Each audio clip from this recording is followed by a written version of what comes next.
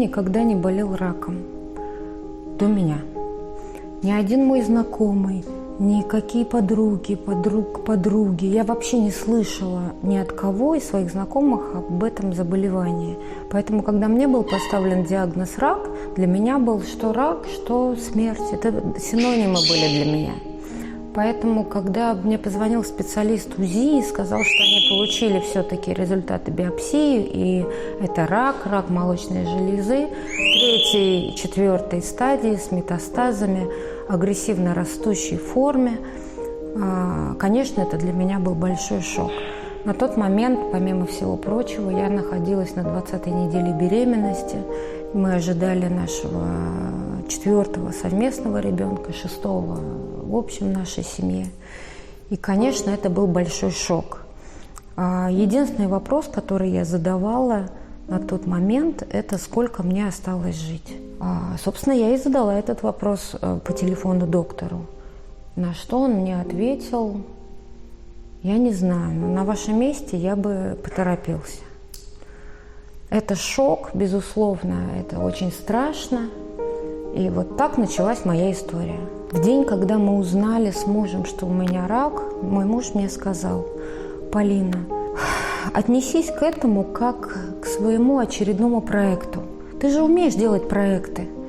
Вот и представь, что это твой проект. Возьмите, купите тетрадь, ручку, поставь задачи и запиши, какие шаги тебе предстоят. И иди шаг за шагом к своей цели. Я тебя очень люблю, я буду с тобой рядом, я буду держать тебя за руку. Я очень в тебя верю, ты очень мне нужна, нашим детям. Но это твой рак, это твоя болезнь.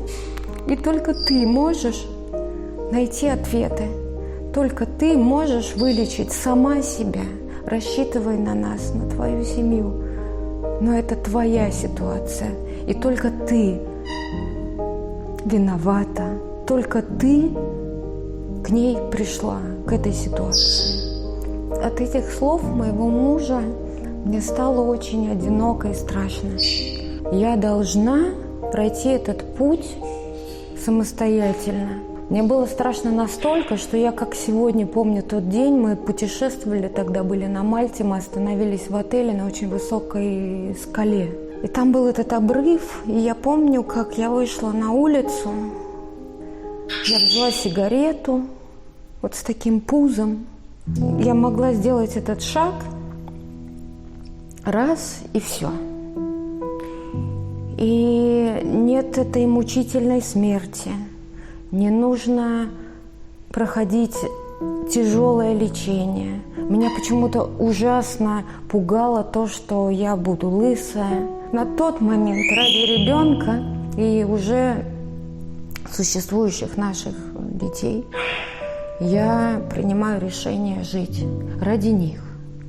Ради них, ради мужа, ради моей мамы, которая, я понимаю, что просто не переживет. Ну и, собственно говоря, это было простое возможное решение. Не нужно бросать курить, не нужно начинать заниматься спортом, пересматривать свое питание, заниматься физкультурой, там, я не знаю, духовными практиками, всем тем, что сегодня я умею, и то, что меня наполняет и помогает мне жить.